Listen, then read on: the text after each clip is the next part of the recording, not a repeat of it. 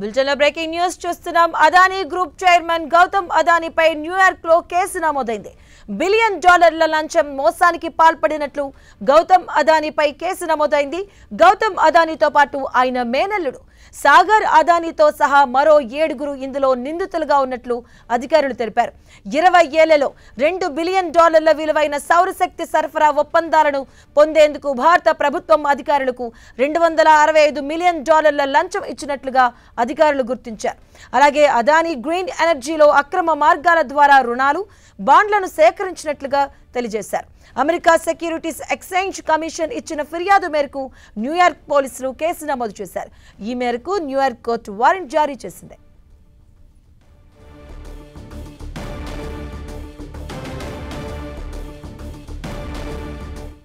బులెటిన్లో breaking news చూస్తున్నాం. Adani group chairman Gautam అదానీపై న్యూయార్క్ సిటీలో కేసు నమోదైనట్లుగా తెలుస్తోంది.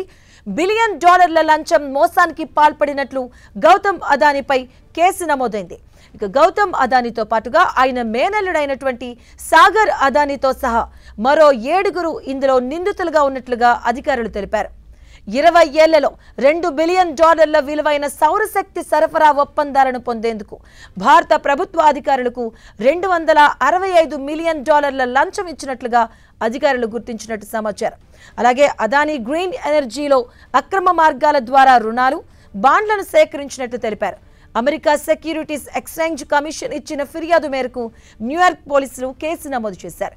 ఈ మేరకు న్యూయార్క్ కోర్టు వారెంట్ జారీ చేసింది.